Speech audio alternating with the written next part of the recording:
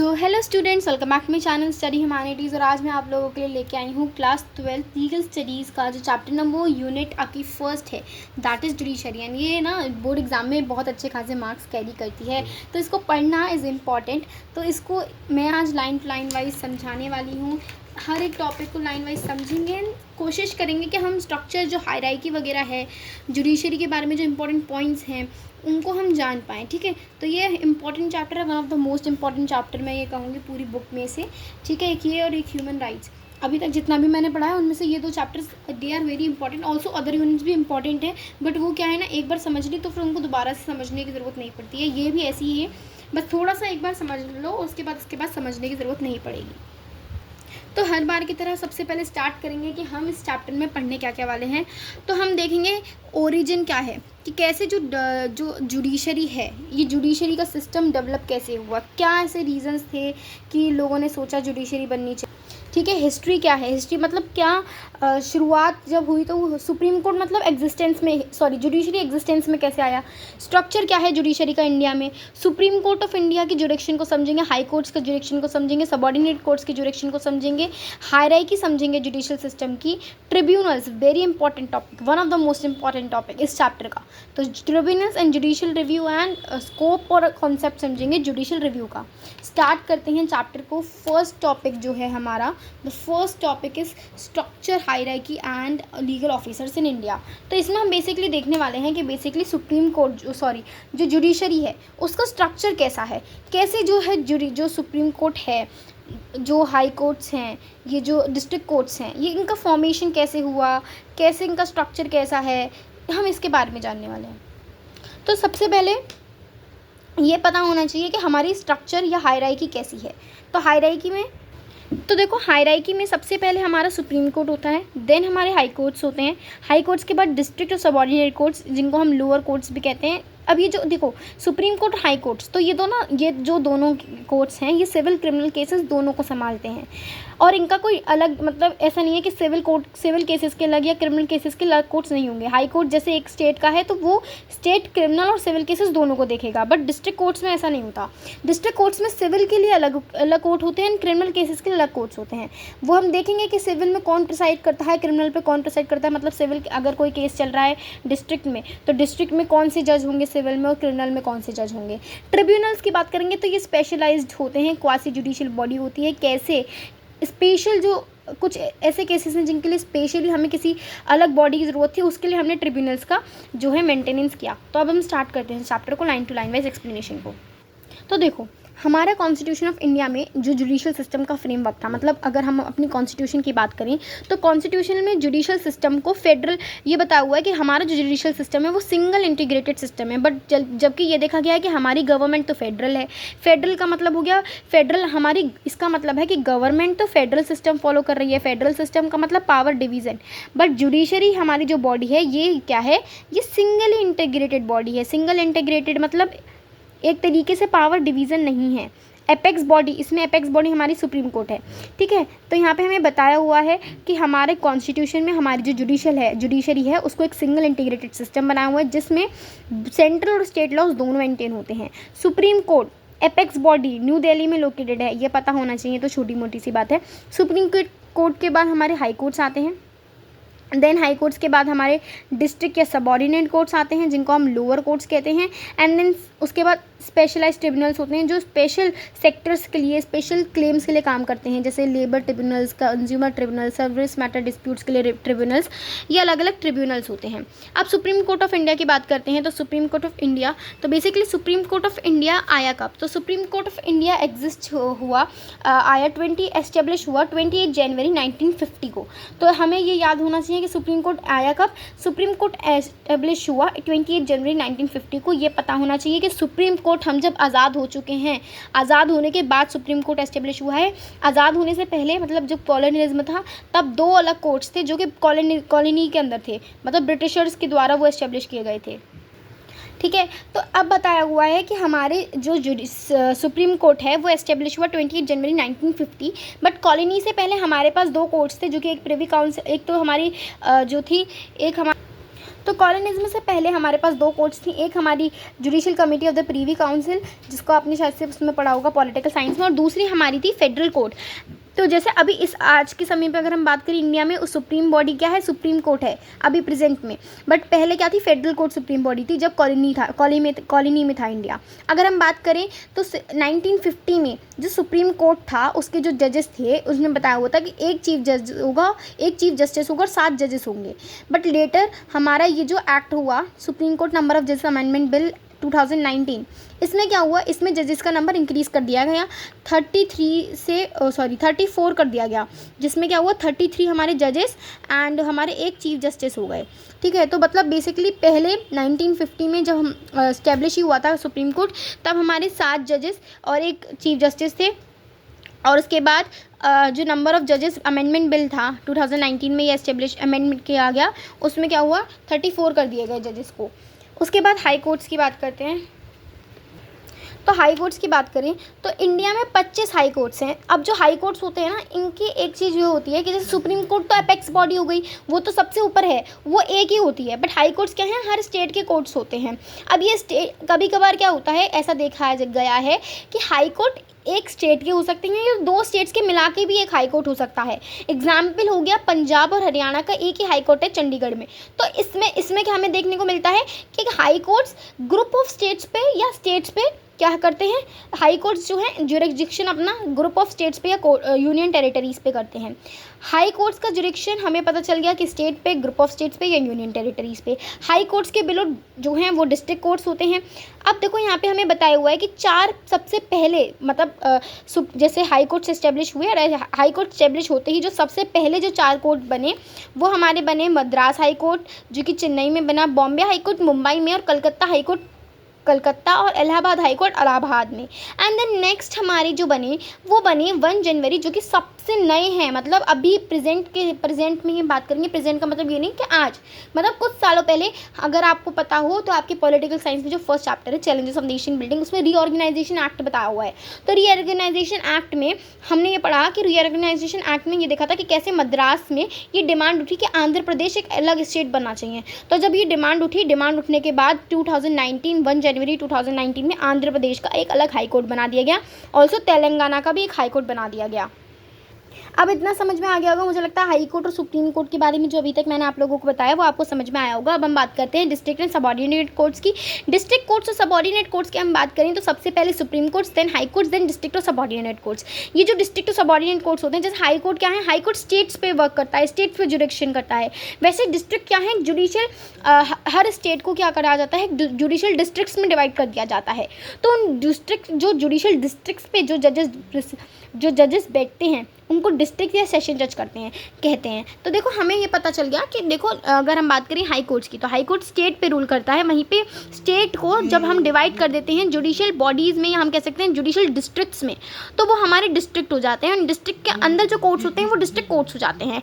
अब district courts पे district या हम कह सकते हैं डिस्ट्रिक्ट कोर्ट्स पे, ये जुडिशियल डिस्ट्रिक्ट्स जो होती हैं इनमें जो जजेस प्रिसाइड करते हैं, जो जजेस बैठते हैं वो कौन से होते हैं, डिस्ट्रिक्ट या सेशन जज। अब ये दोनों अलग अलग होते हैं। कैसे, जो डिस्ट्रिक्ट जज होते हैं वो सिविल केसेस पे, कोई भी सिविल केस का कोर्ट होगा ऐसा जहाँ पे सिविल केसेस प्रेजेंट किए जाते होंगे वहाँ एक डिस्ट्रिक्ट जज होगा। जहाँ पे क्रिमिनल केसेस प्रेजेंट किए जाते होंगे वहाँ सेशन जज होगा। अब देखो पहले एक बात पता होनी चाहिए, डिस्ट्रिक्ट जज और सेशन जज हमें समझ में आ गया। उसके बाद मेट्रोपॉलिटन जजेस भी होते हैं। मेट्रोपॉलिटन सेशन जज होते हैं, डिस्ट्रिक्ट जज नहीं होते, मेट्रोपॉलिटन सेशन जज होते हैं। डिस्ट्रिक्ट क्यों नहीं होते, देखो डिस्ट्रिक्ट क्या होता है, डिस्ट्रिक्ट एक ऐसी डिस्ट्रिक्ट का मतलब हो गया एक ऐसी जगह जहाँ पे जो पॉपुलेशन है वो 1 मिलियन से कम है। मेट्रोपॉलिटन एरिया का मतलब हो गया जो कि बहुत डेवलप्ड हो और ज़्यादा उसकी पॉपुलेशन 1 मिलियन हो, तो 1 मिलियन से ज़्यादा हो, तो ऐसी एरिया जो कि थोड़ी डेवलप्ड है, जिनकी जो पॉपुलेशन है वो ज़्यादा है, जो डेवलप्ड है, वहाँ पे मेट्रोपॉलिटन जजेस बैठते हैं। वहाँ पे डिस्ट्रिक्ट जजेस या सेशन जज नहीं बैठते, मेट्रोपॉलिटन सेशन जज बैठते हैं। ठीक है, सिटीज़ में, सिटीज़ इसका एग्जांपल अगर हम मेट्रोपॉलिटन एरिया की बात करें तो मुंबई हो गया, दिल्ली हो गया, ये हैं यहाँ, इन जगहों की पॉपुलेशन बहुत ज़्यादा है and they are very well developed. So यहाँ पे क्या करते हैं, मेट्रोपॉलिटन सेशन जजेस जो है प्रिसाइड करते हैं। देन वी मूव फॉरवर्ड कि ये जो है इनकी हायरार्की कैसी है। तो हायरार्की के लिए ना सिंपल हमें एक चार्ट दे रखा है आपके बुक में, नेक्स्ट पेज पे वो देखते हैं। तो इधर आप देखो, सबसे पहले supreme court, then high courts, then metropolitan courts और डिस्ट्रिक्ट सेशन कोर्ट्स में डिवाइड करा हुआ है। अब देखो मेट्रोपॉलिटन कोर्ट्स में civil courts and criminal courts, and district session courts में civil courts and criminal courts. अब मेट्रोपॉलिटन एरिया मैंने बता दिया कि ऐसी पॉपुलेशन जहाँ पे ऐसी जगह जहाँ पे मोर देन 1 मिलियन लोग रहते हो, जहाँ पे पॉपुलेशन बहुत ज़्यादा हो और डेवलप्ड हो, वेल डेवलप्ड हो, तो वो मेट्रोपॉलिटन एरिया होता है। एंड डिस्ट्रिक्ट सेशन कोर्ट्स क्या होते हैं, जहाँ पे हम बता दिया है कि जहाँ पे पॉपुलेशन कम हो और थोड़े कम डेवलप्ड हो। ठीक है, फॉर एग्जांपल अगर हम बात करें मेट्रोपॉलिटन की, हम बात कर चुके हैं मुंबई एंड दिल्ली। ठीक है, अब बात करते हैं कि सिविल हमने देखा था कि डिस्ट्रिक्ट में दो कोर्ट्स होंगे, civil courts and criminal courts. वैसे ही यहाँ पे भी मेट्रोपॉलिटन कोर्ट्स भी सिविल और क्रिमिनल में डिवाइडेड होते हैं। सिविल में बात करें मेट्रोपॉलिटन एरिया में सिविल में होंगे city civil courts and courts of smaller causes. Then criminal में बात करें तो सबसे पहले सेशन कोर्ट, जिसमें सेशन जज प्रिसाइड करेंगे, फिर chief metropolitan courts and metropolitan magistrate courts. ठीक है, 3 होते हैं हमारे मेट्रोपॉलिटन कोर्ट्स में क्रिमिनल में। ठीक है, अब डिस्ट्रिक्ट में बात करते हैं। डिस्ट्रिक्ट में सिविल केस है, सिविल कोर्ट्स हैं, तो सिविल कोर्ट्स में सबसे पहले डिस्ट्रिक्ट कोर्ट्स, देन हमारे sub courts, then principal junior civil जज कोर्ट्स एंड मुंसिफ कोर्ट्स। एक बात याद रखना कि सिविल अगर डिस्ट्रिक्ट लेवल पे बात करें तो डिस्ट्रिक्ट लेवल पे लोअर अगर पूछा जाए लोएस्ट सिविल कोर्ट कौन सा है, लोएस्ट सिविल कोर्ट कहाँ होगा, तो लोएस्ट सिविल कोर्ट हमारा हमेशा मुंसिफ कोर्ट्स होते हैं, क्योंकि मुंसिफ जो हैं वो सबसे लोअर सिविल कोर्ट्स को डील करते हैं। ठीक है, अब हम बात करते हैं क्रिमिनल कोर्ट्स की। तो क्रिमिनल में सेशन कोर्ट्स, ठीक है, सेशन कोर्ट्स में सेशन जज होंगे, सिविल में डिस्ट्रिक्ट जज होंगे ना, और क्रिमिनल में सेशन जज होंगे। Judicial magistrate first class, judicial magistrate second class. आप चाहो तो उसको कॉपी में लिख लो, बहुत ही अच्छे से आपको रिवीजन हो जाएगा। मैं भी आपको एक बार लिख के दिखा देती हूँ। तो यहाँ पे मैंने आप लोगों के लिए एकदम सिंपल सा मैंने आपको यहाँ पे डिफ़ाइन कर दिया है, एक बार दिखा दिया है। तो देखो सबसे पहले हायरार्की में सबसे पहले supreme court, then high courts. अब हाई कोर्ट्स के बाद जो लोअर कोर्ट्स होते हैं ना, वो 2 तरीके के होते हैं। एक डिस्ट्रिक्ट मतलब लोअर कोर्ट्स जो होते हैं वो डिवाइडेड होते हैं 2 में। एक तो डिस्ट्रिक्ट होता है, एक हमारा मेट्रोपॉलिटन एरिया हो जाता है। डिस्ट्रिक्ट जहाँ पे पॉपुलेशन 1 मिलियन से कम है और मेट्रोपॉलिटन जहाँ पे 1 मिलियन से ज़्यादा है। अब डिस्ट्रिक्ट में भी सिविल और क्रिमिनल कोर्ट्स होते हैं और मेट्रोपॉलिटन में भी सिविल और मेट्रोपॉलिटन कोर्ट्स होते हैं। एक बात याद रखने की कि डिस्ट्रिक्ट में जो सिविल केसेस होंगे वहाँ पे कौन प्रिसाइड करेगा, district courts, and criminal cases पे सेशन जज डिस्ट्रिक्ट जज प्रिसाइड करेगा सिविल केसेस पर, क्रिमिनल केसेस पे सेशन जज प्रिसाइड करेगा। अब एक बार हायरार्की देखते हैं, ये सिर्फ डिस्ट्रिक्ट की है, मेट्रोपॉलिटन की अलग है। अब मेट्रोपॉलिटन में सिविल और क्रिमिनल दोनों केसेस में कौन देखता है, मेट्रोपॉलिटन सेशन जज ही देखते हैं। अगर हम बात करें सिविल में डिस्ट्रिक्ट जजेस की बात, डिस्ट्रिक्ट सिविल कोर्ट्स की हायरार्की देखें डिस्ट्रिक्ट में, तो डिस्ट्रिक्ट में सबसे पहले डिस्ट्रिक्ट कोर्ट्स होते हैं, देन सीनियर सिविल जज कोर्ट्स, प्रिंसिपल जूनियर सिविल जज courts and then Munsif courts. Munsif courts जो है लोएस्ट सिविल कोर्ट्स होते हैं डिस्ट्रिक्ट में। देन अगर हम सेशन की डिस्ट्रिक्ट में क्रिमिनल कोर्ट्स की बात करें तो सबसे पहले session courts, then judicial magistrate first class and judicial magistrate second class. अगर अब हम आ जाते हैं हायरार्की ऑफ मेट्रोपॉलिटन में, मेट्रोपॉलिटन में सिविल केसेस की बात करें तो city civil courts and then हमारे courts of smaller issues. Metropolitan में क्रिमिनल साइड में बात करें तो सेशन कोर्ट्स के बाद देखो सेशन कोर्ट्स दोनों में सेम है, सेशन कोर्ट्स के बाद chief metropolitan magistrate courts and then metropolitan magistrate courts. तो ये हमारी एक तरीके से हायरार्की हो गई। आप चाहो तो मैंने ये आपको थोड़ा सा ऊपर करके दिखा दिया है, आप चाहो तो इसके क्या कर सकते हो, स्क्रीनशॉट ले सकते हो। नाउ अब हम देखते हैं साइलेंट फीचर्स क्या हैं जुडिशरी के। तो देखो साइलेंट फीचर्स में बस आपको एक चीज़ याद रखनी है, देखो मैं आपको एक बार बता देती हूँ लिख के। देखो साइलेंट फीचर्स में आपको एक चीज़ क्या याद रखनी है, एक तो हमारा हो जाता है साइलेंट फीचर्स में सबसे पहले सिविल लॉ और कॉमन लॉ, इन दोनों के बीच में आपको डिफरेंस पता होना चाहिए। ठीक है, और एक हमारा होता है एडवर्सरियल वर्सेस इंक्वेस्टोरियल। ठीक है, इसके बीच में आपको डिफरेंस पता होना चाहिए। एडवर्सरियल और इंक्वेस्टोरियल तो आप नेक्स्ट चैप्टर जो ADR वाला है ना उसमें पढ़ोगे। ठीक है, तो हाँ मुझे कमेंट आए थे कि मुझे ह्यूमन राइट्स के आगे वाला पढ़ाना चाहिए, बट हमें जब शुरुआत से कॉन्सेप्ट क्लियर होंगे तो हम अच्छे से चैप्टर्स को समझ पाएंगे, इसलिए मैं सबसे पहले जुडिशरी का जो टॉपिक था वो रह गया तो मैंने वो एक्सप्लेन कर दिया है। ठीक है, अगर हम बात करें सबसे पहले सिविल लॉ और कॉमन लॉ की बात करते हैं तो देखो सिविल लॉ और कॉमन लॉ में क्या डिफरेंस होता है। तो सिविल लॉ और कॉमन लॉ में ये डिफरेंस होता है कि सिविल लॉ कंट्रीज़ जो हैं, सिविल लॉ कंट्रीज़ में क्या होता है, सिविल लॉ कंट्रीज़ में ऐसा होता है कि जो लेजिस्लेचर है और जुडिशरी है, जो एग्जीक्यूटिव्स है, उनके पास पावर होती है लॉज को इनेक्ट करने की। तो बेसिकली जजेस के पास कोई पावर नहीं होती है सिविल लॉ कंट्रीज़ में केसेस को क्रिएट करने की या डेवलपमेंट करने की लीगल प्रिंसिपल्स की। While on the other hand अगर हम बात करें कॉमन लॉ में, तो कॉमन लॉ में जजेस क्या होते हैं, जजेस हेल्प करते हैं क्रिएशन और development of laws and legal principles की। तो इंडिया की बात करें तो इंडिया क्या है, अगर आप देखो तो इंडिया एक कॉमन लॉ कंट्री है, क्योंकि इंडिया में जजेस के पास भी राइट होता है लॉ में इनैक्टमेंट्स करने का, लॉ में अमेंडमेंट्स करने का। अमेंडमेंट्स इन द सेंस कि वो नए नए प्रिंसिपल्स लाते हैं, तो इस तरीके से वो अमेंडमेंट करते हैं। अगर हम बात करें सिविल लॉ कंट्रीज़ की, तो सिविल लॉ कंट्रीज़ में क्या होता है, सिविल लॉ कंट्रीज़ की बात करें तो सिविल लॉ कंट्रीज जर्मनी में, रशिया में और कॉन्टिनेंटल यूरोप में फॉलो करी जाती हैं। यही डिफरेंस है बेसिकली कि जुडिशरी कॉमन लॉ में जुडिशरी लॉज बना सकती है, और अगर हम बात करें सिविल लॉ कंट्रीज़ में तो सिर्फ लेजिस्लेचर और एग्जीक्यूटिव के पास ही पावर होती है लॉज बनाने की या रूल्स बनाने की। एडवर्सरियल मॉडल और अगर हम इक्वेस्टोरियल मॉडल के बारे में एक माइनर डिफरेंस देख लेते हैं इसमें, क्योंकि नेक्स्ट चैप्टर में बहुत ही वेल वर्स तरीके से समझाया हुआ है। तो इसमें आपको बस ये पता होना चाहिए कि एडवर्सरियल में जजेस न्यूट्रल बिहेव करते हैं, मतलब उनका काम क्या है, उनके सामने एविडेंस प्रेजेंट करो, वो एविडेंस के आधार पे आपको केसेस कंक्लूड करके दे देंगे। But on the other hand अगर हम बात करें इंक्वेस्टोरियल की, तो इंक्वेस्टोरियल में जजेस न्यूट्रल नहीं होते बल्कि दे आर प्रोएक्टिव। क्यों they are proactive? In the sense कि वो जजेस हैं but they are working also as an police officer की तरह काम करेंगे, इंक्वायरी कर रहे हैं, इन्वेस्टिगेशंस कर रहे हैं। तो ये एक डिफरेंस होता है हमारे एडवर्सरियल और इंक्वेस्टोरियल में। तो इंडिया ने कॉमन लॉ अपना रखा है और एडवर्सरियल मॉडल अपना रखा है, ठीक है, not the inquisitorial ones. India has adopted adversarial model. Now अब हम नेक्स्ट टॉपिक पे चलते हैं। तो अब हम देख रहे हैं लीगल ऑफिसर्स इंडिया। अब हमें यहाँ पे दो लीगल ऑफिसर्स की बात करने वाले हैं, अटर्नी जनरल और हमारे एडवोकेट जनरल के बारे में। अटर्नी जनरल की बात करें तो अटर्नी जनरल जो है फर्स्ट लीगल ऑफिसर होते हैं कंट्री की। ये जो है ना अटर्नी जनरल जो है वो प्रेसिडेंट अपॉइंट करते हैं अंडर आर्टिकल 76। अब आपको ना देखो हम दो लीगल ऑफिसर्स की बात करने वाले हैं, attorney general and advocate general. Attorney general का मतलब होता है, अटर्नी जनरल वो ऑफिसर होते हैं जो कि फर्स्ट लीगल ऑफिसर होते हैं। किसी भी कंट्री में फर्स्ट लीगल ऑफिसर कौन है? अटर्नी जनरल है। अटर्नी जनरल को अपॉइंट कौन करता है? प्रेसिडेंट करता है। कौन से आर्टिकल में करता है? 76 आर्टिकल में करता है कॉन्स्टिट्यूशन के, जो कि ये कहता है कि जब तक प्रेसिडेंट पावर में है जब तक अटर्नी जनरल भी पावर में रहेंगे।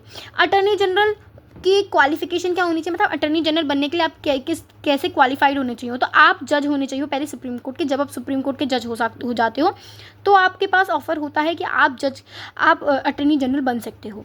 अगर हम बात करें इंडिया के फर्स्ट अटर्नी जनरल, MCQ के लिए it is very important, attorney general first attorney general of India is MC सेतालवत, ठीक है। देन अब हम बात करते हैं कि अटर्नी जनरल का काम क्या होता है। तो अटर्नी जनरल का काम क्या होता है, क्योंकि फर्स्ट लीगल ऑफिसर से तो एडवाइस देते हैं गवर्नमेंट को, जो भी गवर्नमेंट को एडवाइस देते हैं, ऑल्सो मदद करते हैं, जो भी काम प्रेसिडेंट ने उनको दिए होते हैं उसमें काम करते हैं और मदद करते हैं एडवाइसेस देने में, ठीक है। अगर हम बात करें कि उनकी ऑफिशियल ड्यूटीज़ क्या हैं, तो देखो ऑफिशियल ड्यूटीज़ में हमें बताया हुआ है कि इनके पास राइट होता है ऑडियंस का राइट होता है। ऑडियंस का राइट का मतलब हो गया तो राइट टू ऑडियंस। बेसिकली इसमें ना इस पूरे पैराग्राफ में हम यही बताया हुआ है कि अटॉर्नी जनरल्स कुछ भी कर सकते हैं, किसी भी कुछ भी करने का मतलब इन द सेंस ये नहीं कि राइम कर रहे हैं, नहीं, हम बात कर रहे हैं कि पार्लियामेंट की जब सेशंस होल्ड होते हैं तो पार्लियामेंट में जो अटॉर्नी जनरल हैं वो अपनी बात रख सकते हैं, पार्लियामेंट की प्रोसीडिंग्स में पार्ट ले सकते हैं, दोनों हाउसेज में पार्ट ले सकते हैं, जॉइंट सिटिंग में पार्ट ले सकते हैं, बोल सकते हैं, अपनी पॉइंट ऑफ व्यूज़ रख सकते हैं, किसी भी कमेटी में किसी भी मेंबर के अगेंस्ट बोल सकते हैं। प्रिविलेजेस, सारे प्रिविलेजेस जो मेंबर ऑफ पार्लियामेंट, जो MPs के पास प्रिविलेजेस होते हैं वही इनके पास प्रिविलेजेस होते हैं। बट एक इनके पास पावर नहीं होती है, वो ये होती है कि ये वोट नहीं कर सकते, ये बोल सकते हैं, ये बैठ सकते हैं, अपने डिसीजन इन द सेंस नहीं कि प्रोसीडिंग चालू कर दी, नहीं, अपने एडवाइसेस दे सकते हैं सेशन में, बट ये वोट नहीं कर सकते। और इनके अगर हम बात करें तो अटर्नी जनरल के साथ हमें सॉलिसिटर जनरल, अटर्नी जनरल, फिर solicitor general and four additional solicitor generals होते हैं। तो बेसिकली 5 हो गए, बट बेसिकली जो पोजीशन है solicitor general, additional solicitor general की रिकॉग्नाइज नहीं है कॉन्स्टिट्यूशन में, सिर्फ अटर्नी जनरल के बारे में बताया हुआ है। तो हमें अटर्नी जनरल के बारे में पता चल गया। एक बार हम समराइज कर लेते हैं। देखो अटर्नी जनरल की बात करें तो अटर्नी जनरल जो है फर्स्ट लीगल ऑफिसर हैं, ठीक है। इनको कौन अपॉइंट करता है? प्रेसिडेंट अपॉइंट करता है। कौन से आर्टिकल में करता है? 76 आर्टिकल में करता है। ऐसा माना जाता है कि अटर्नी जनरल बनने के लिए आप क्वालिफाइड होने चाहिए एज अ सुप्रीम कोर्ट जज, ठीक है। ऑल्सो जब तक प्रेसिडेंट पावर में रहते हैं, जब तक अटर्नी जनरल पावर में रहते हैं। काम क्या होता है इनका? काम होता है एडवाइस देना गवर्नमेंट को लीगल मैटर्स पे। ऑल्सो जो काम उनको प्रेसिडेंट ने दिया है वो करना। अब इनके पास पावर क्या होती हैं? तो इनके पास परफॉर्मेंस करने के लिए ऑफिशियल ड्यूटीज़ भी होती हैं। तो ऑफिशियल ड्यूटीज़ क्या क्या होती हैं? इनके पास राइट है ऑडियंस का, जॉइंट सिटिंग में बैठने का, दोनों हाउसेस की जो प्रोसीडिंग्स हैं उसमें पार्ट लेने का इनके पास राइट है, बोलने का, मीटिंग्स में पार्ट ले सकते हैं, और ठीक है वहाँ पे मेंबर बन सकते हैं पार्लियामेंट में, बट इनके पास राइट टू वोट नहीं होता है और ये सारे प्रिविलेजेस एंजॉय करते हैं जो कि एमपी करता है। अगर हम बात करें तो सॉलिसिटर जो अटर्नी जनरल है, अटर्नी जनरल के बाद हमारे पास सॉलिसिटर जनरल होते हैं एंड एडिशनल सॉलिसिटर जनरल होते हैं। एडिशनल सॉलिसिटर जनरल के बारे में कॉन्स्टिट्यूशन में नहीं बताया हुआ है। नाउ हम बात करते हैं नेक्स्ट हमारे जो लीगल ऑफिसर हैं। तो नेक्स्ट हमारे जो लीगल ऑफिसर हैं it is an advocate general. अब देखो अटर्नी जनरल तो कहाँ के हो गए, लीगल ऑफिसर कंट्री के हो गए। गवर्नमेंट में अगर हम बात करें तो पूरे कंट्री में जो है लीगल ऑफिसर वो हो गए हमारे अटर्नी जनरल। बट अगर हम बात करें स्टेट में कौन अटर्नी जनरल, स्टेट में कौन फर्स्ट लीगल ऑफिसर होता है, स्टेट में हम बात करें तो वो एडवोकेट जनरल होता है। एडवोकेट जनरल के बारे में हमें 165 आर्टिकल में बता हुआ है। जैसे अटर्नी जनरल को प्रेसिडेंट अपॉइंट करते हैं, वैसे ही एडवोकेट जनरल को गवर्नमेंट अपॉइंट करते हैं। सेम वर्क होता है। गवर्नर जब तक पावर में है, ऑनरेबल गवर्नर जब तक पावर में है, ये भी पावर में रहते हैं। ये चीफ लीगल एडवाइज़र होते हैं स्टेट के, और ये लीगल करेक्टर जो ड्यूटीज़ होती हैं जहाँ पे लीगल करेक्टर इंक्लूडेड है वो परफॉर्म करते हैं।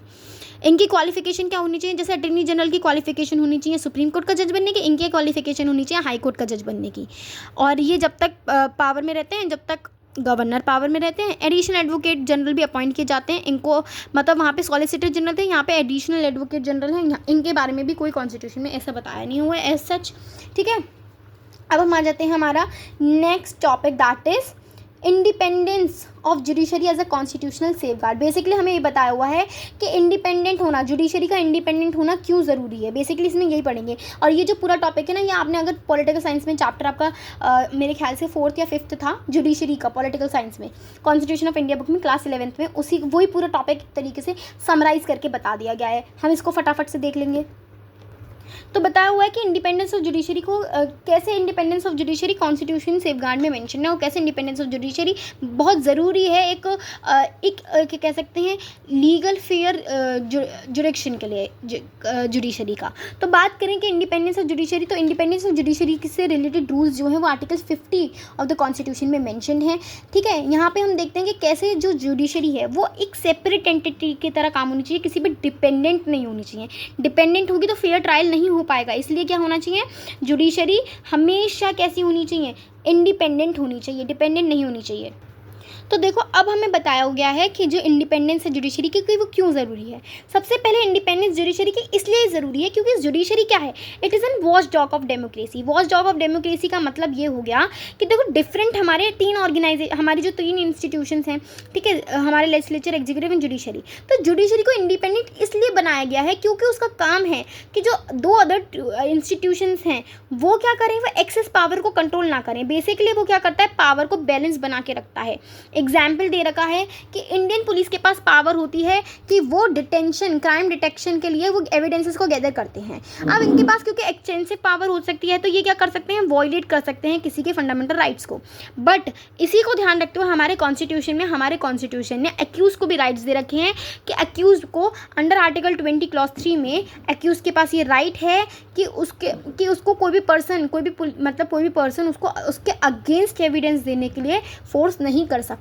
देन नेक्स्ट हमारा बताया हुआ है कि क्योंकि हमारे कॉन्स्टिट्यूशन में हमें फ्रीडम दे रखी है, जैसे freedom to speak, freedom to assemble. तो वो क्या है, गवर्नमेंट के अगेंस्ट हम कभी भी फ्रीडम टू असेंबल करते हैं। तो इसलिए जुडिशरी को इंडिपेंडेंट रखा गया है ताकि जब भी कोई गवर्नमेंट से रिलेटेड कोई भी मैटर आए तो उस जुडिशरी उसको फ्रीली इंटरप्रेट कर पाए किसी भी डर के बिना। जुडिशरी गार्जियन भी है फंडामेंटल राइट्स की, जो कि कॉन्स्टिट्यूशन गारंटीड करते हैं। तो इंडिपेंडेंस जुडिशरी की इसलिए भी इंपॉर्टेंट है क्योंकि वो गार्जियन है फंडामेंटल राइट्स के, और इंडिया को वो ट्रांसफॉर्म करता है फ्यूडल टू वो डेमोक्रेटिक ऑर्डर। तो ये जब भी हो सकता है जब वेल नेट प्रोविजंस हों, और इसीलिए भी जुडिशरी का इंडिपेंडेंट होना इज़ वेरी इंपॉर्टेंट। ठीक है, तो जुडिशरी को इसलिए भी इंडिपेंडेंट रखना ज़रूरी है क्योंकि वो गार्जियन है फंडामेंटल राइट्स का। हमें यहाँ पे डिफरेंट राइट्स बता दिए गए हैं। अब इंडिपेंडेंट ऑफ जुडिशरी इसलिए भी इंपॉर्टेंट है, एक और बताया हुआ है कि इंडिपेंडेंस ऑफ जुडिशरी इसलिए इंपॉर्टेंट है क्योंकि ये हमारे जो सिटीजन्स हैं उनको पावरफुल करता है।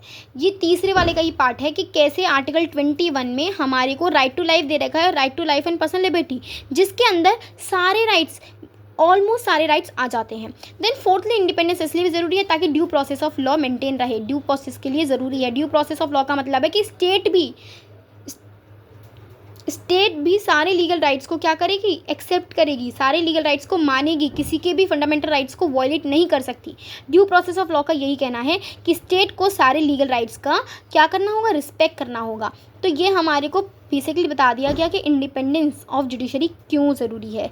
तो मुझे लगता है आज के लिए इतना बहुत है। हम सेकंड पार्ट में इस पूरे चैप्टर को तो नहीं ख़त्म कर पाएंगे क्योंकि ये जो चैप्टर थोड़ा बड़ा है, तो इसको समझने के लिए मुझे लगता है दो तीन पार्ट लग जाएंगे, बट लाइन टू लाइन में समझाने के लिए इतना तो चाहिए ही होगा। मैं चाहती हूँ कि आपको मैंने जितना पढ़ाया उतना आप एक बार अच्छे से पढ़ लो, और मुझे लगता है कि आपको सब कुछ समझ में आया होगा। थोड़ी वीडियो लंबी है, बट क्योंकि हमें बोर्ड के लिए प्रिपरेशन करनी है, लाइन टू लाइन वाइज पढ़ना समझना ज़रूरी है, क्योंकि लीगल कॉन्सेप्ट ऐसे होते हैं आप और एनसीईआरटी को तो सिर्फ रीडिंग लगा के समझ सकते हो, बट लीगल स्टडीज़ को समझना इंपॉर्टेंट है।